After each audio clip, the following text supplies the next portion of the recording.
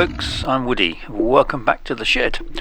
Regular visitors to this channel will remember that I promised to give you an overview of my experiences with Safe Sky, the electronic conspicuity app which I've been experimenting with for some weeks, if not months now. I still intend to do that at some stage, but I thought perhaps, given that it's summer and I've been doing a bit of travelling, would be a good time now to cover some of those long distance trips that I've made down south into Englandshire. First off, a visit to St Michael's down near Preston.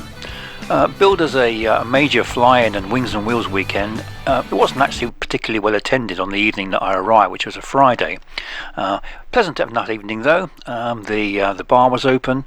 I managed to get a burger, left a calling card as usual, but the following morning it was a bit, as we say up here, dreek, so it was time to move on. The weekend before, I'd been to visit East Fortune East, that is. Here's Keith, who's the proprietor. I must say the arrival at East Fortune East was, shall we say, interesting. Certainly it's challenging. The approach is down a fire break, which is alongside the old disused runway, onto the new, not so disused runway. Nice piece of tarmac to land on, but a fairly bumpy arrival, as you can see from this. Quite a strong wind, not quite a crosswind, but almost, and an interesting landing.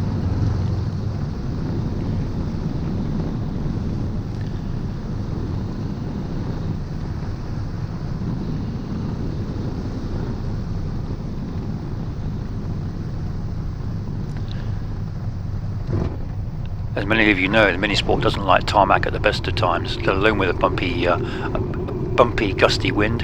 And the departure was even more interesting. As you can see here, the wingtip does get kind of close to the ground. Anyway, moving on, and quite literally moving on, we're down south again. Following weekend, go to Manchester and Barton Airfield, which has got the oldest, I think, active civilian airfield in the country. Very interesting old place. And on the way down, because I wanted to get to Manchester early, I dropped into a little airfield at Rossall, which is just to the north. Left a calling card and was very, very well looked after by the guys that were there. I travelled down basically a straight line from Easterton down through the Cumbernauld Gap, over the Lake District,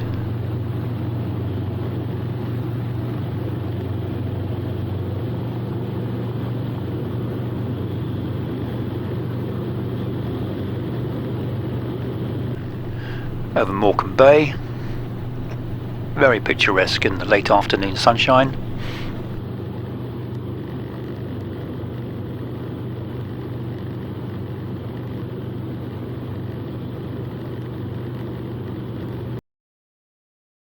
To arrive at Rossall Field after about 4 hours. It was slightly more than 4 hours, and an intermediate landing which I'll cover in a moment or two. But anyway, pretty much 4 hours stuck in the cockpit and levering myself out. Very grateful to be on the ground.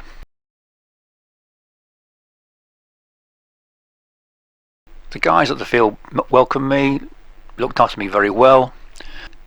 I'm actually quite exhausted now. It's 2 weekends in a row that I've done some long trips, so deserve a rest really.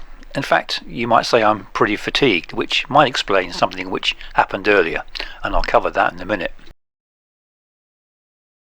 Not to worry though, here we are, and I get, as I say, well looked after by the team. Steve, I believe, is the guy who met me, gave the airplane a bed for the night, and gave me a bed for the night actually, in terms of the fact he gave me free run of the caravan, which is their clubhouse, and even though there's a brewery just up the road, I was actually too tired to make use of it. Following day, pressed on down to Manchester, having done the usual farewells to my hosts for the previous evening.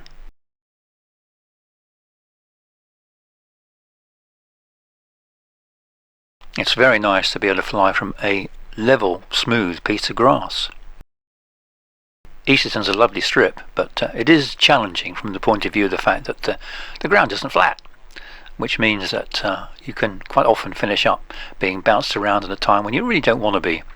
So the luxury of a nice smooth grass field is something which I don't take for granted.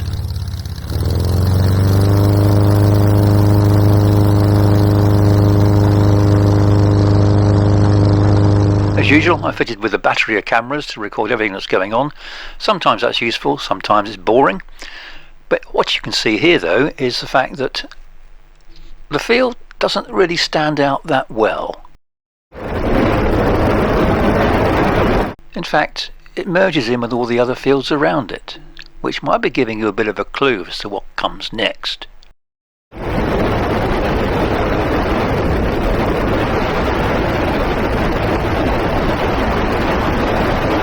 A quick turn round and what you might call a beat up, I call it a noisy farewell.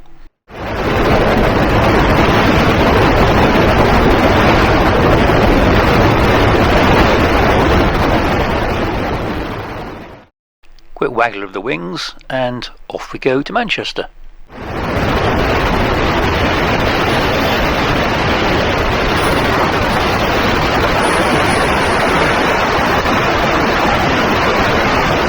Thanks very much to Russell Field.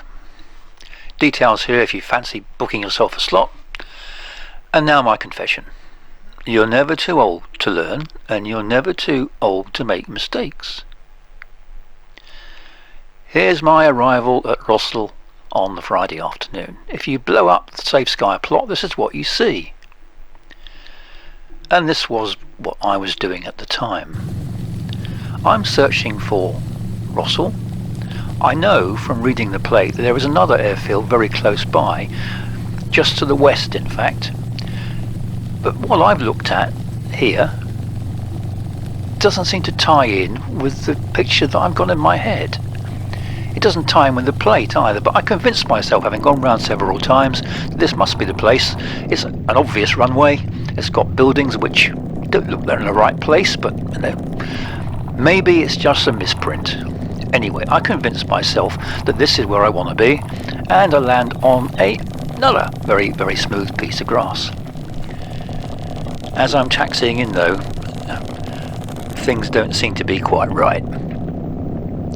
I don't see many aeroplanes. I do see a lot of farm buildings.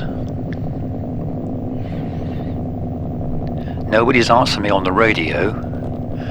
I'm beginning to have my doubts. Added to that, I haven't left myself enough room to turn around to change my mind, so I have to climb out of the aeroplane, turn everything around and get airborne again, having already apologised by that stage to the owner of the farm. I now go searching for where I'm supposed to be, and I feel like I really am blind. I know it's out there somewhere. Also traffic, Golf Mike Whiskey. Mike Whiskey.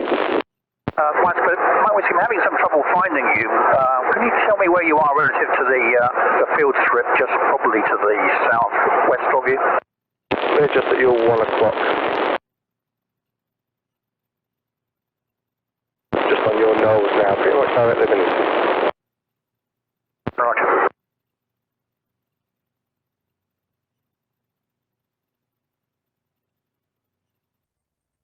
There it is. Eventually, that's where I have been. Yeah, I've got a windsock. You can see they're only about 2 fields apart. Mike Whiskey's making right-hand approach to runway 02. Luckily their circuit wasn't very busy, so I didn't embarrass anybody. But if you look at the Google Earth imagery, overlaid with the Sky Echo, the Safe Sky plot even, you can see that's where I wanted to be. This is the strip which is mentioned, which is just to the west, again almost invisible, and here's where I actually finished up landing. The two places don't look very similar at all in the cold light of day, but I managed to convince myself that what I'd seen was what I needed to see.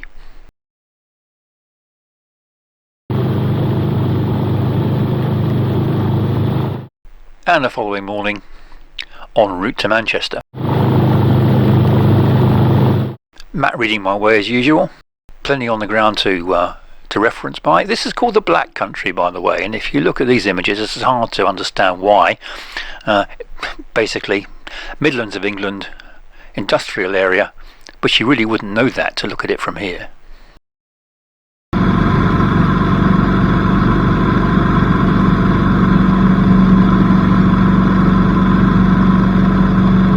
Here comes Manchester, or the outskirts of it, starting to get very built up now, which is not exactly comfortable flying in a single engine small aeroplane over towns like this, but I'm high enough to be able to pick myself somewhere to go if it all goes horribly wrong. And here we are making our approach to Manchester Barton Airfield.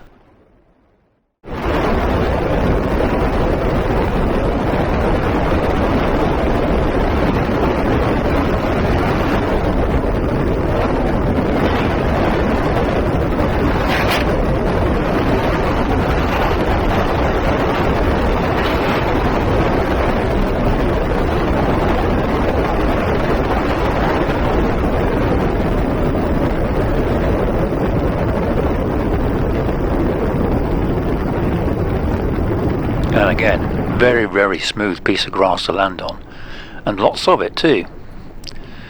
First time I've landed on a parallel runway made of grass in this aeroplane. This is 08 left.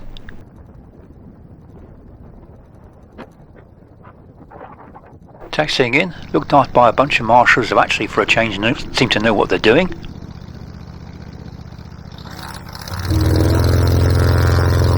Nobody marshals me into a traffic cone or a fence or a ditch, which is a good thing.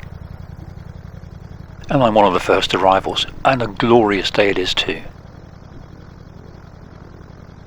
Like I said, it's this historic airfield. So where are we? Barton Aerodrome. In the, what was it, hangar? In the Pemberton hangar. Alright, which is the World War II hangar. And we get a guided tour of all the local attractions. Some interesting aeroplanes in the hangars. Not me. Some interesting people to talk to. Sense of humour, apparently. Right, who wants to be captain?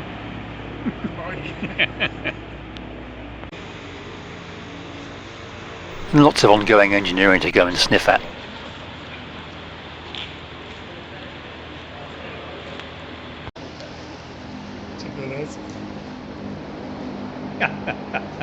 I had planned to stay overnight, but the weather forecast for the following day isn't particularly good up north, so I decided I'm just going to cut my losses and make for home. But it has been a great day out. Lots of interesting aeroplanes. Don't see many of them here in this particular part of the video because I was more interested in going to the tower and getting a look up there. Unfortunately, they closed it for the day, quite obviously anticipating that they'd be overrun with visitors. So I did what I could and left the usual memento of my passing.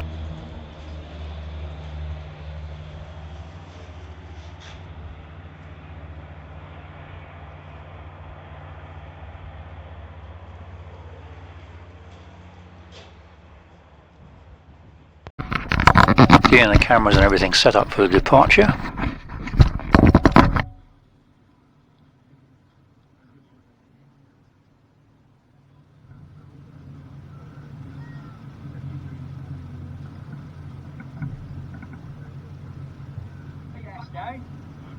Huh? Back to Inverness. Yeah. Have a lovely flight. Thank you. Take a photo. It's been a great day. I'm glad you've enjoyed it. Great support.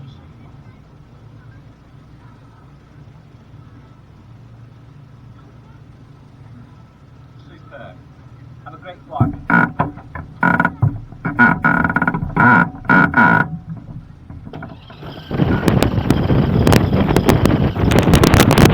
And the start of a long and quite complicated taxi out. Again, unusual at the grass airfield to have the facilities and the control that you'd normally expect to get at a fairly major airport.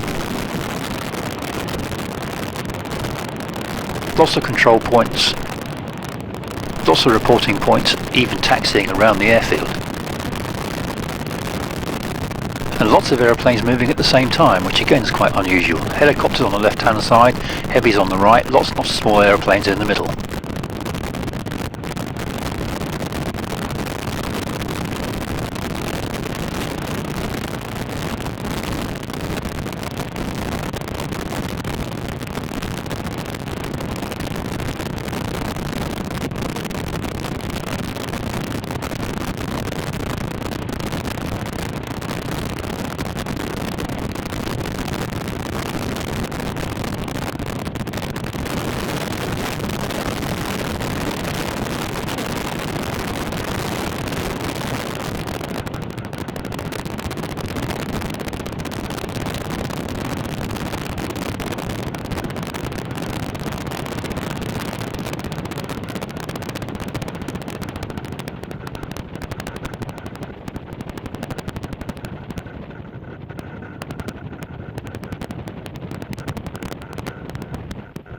So, goodbye Barton.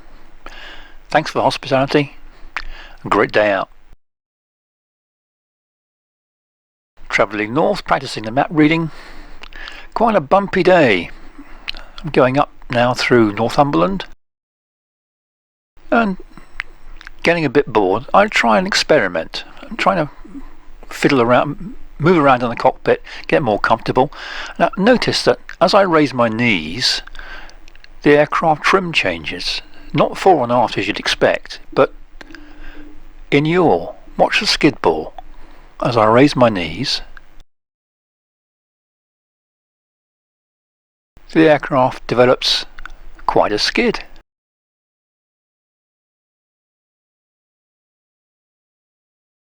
That's the first time I've ever known an airplane being controlled by people raising and lowering their limbs.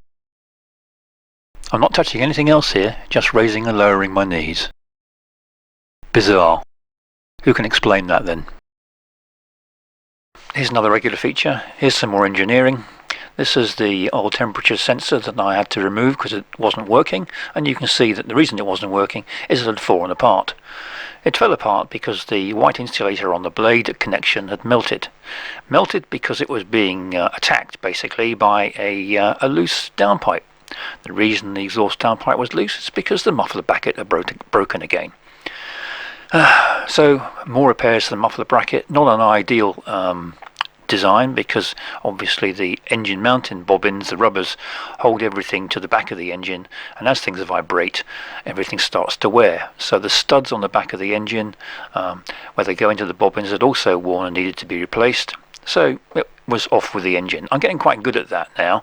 I can do the whole job in about an hour and a half, and that includes basically taking the prop off and all that kind of thing. Whilst I was doing that, I decided I would try and track down the source of the oil leak, which is a continuous annoyance actually. It makes the bottom side, the underside of the aeroplane, very, very messy. It's not a huge leak, but obviously it's something which needs to be addressed. I cleaned the back of the engine off, sprayed it with athlete's foot powder actually, as a revealing agent, and left it overnight in quite a hot hangar. The following day I found this, which with the oil pump removed is easier to see now, but this is the plug on the back of the engine which seals the end of the crankshaft. This was manufactured when the engine was converted for use in this aeroplane, and it's supposed to seal the back of the engine using two O-rings.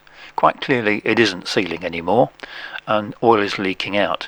Doesn't look much, but the engine of course was relatively cold, in fact absolutely cold, only heated by the air in the hangar, so when it did get hot no doubt this would be worse. I spoke to Igor to find out exactly how this piece of the engine was supposed to fit, because I found that I could turn it quite easily with my fingers. Having been told it should be essentially an interference fit with some O-rings, I took the oil pump off, and as you can see here, this plug, for want of a better word, practically fell off into my hand. The O-rings have perished, they've shrunk, or whatever O-rings do when they get hot and old, but anyway they weren't forming an oil seal anymore, and in fact they weren't actually holding anything in place. If the oil pump hadn't been on the back of the engine, this plug would have been blown out basically, and I'd have lost all my oil in less than a minute. And losing all your oil in less than a minute is probably not going to do the engine very much good at all. So as well that I discovered this, I fixed it now with new O-rings, but something for other owners to perhaps bear in mind with an SC33 engine like I have that's done about 350 hours but actually started leaking about 100 hours ago, and I just couldn't find the source of the leak. So a cleaner aeroplane now, a safer engine, and another lesson learnt. Anyway, I think that's about enough for now. I hope you've enjoyed this episode. There will be some comments on Safe Sky in the next video, I promise. And it's been an interesting experience working with that, and with Tristan Filey over in Belgium, who's been actually very helpful, trying to come to terms, or help me come to terms with some of the idiosyncrasies of this particular piece of kit, and to get it to work much better, which in fact it is doing. So anyway, wait out for the next episode, and bye for now.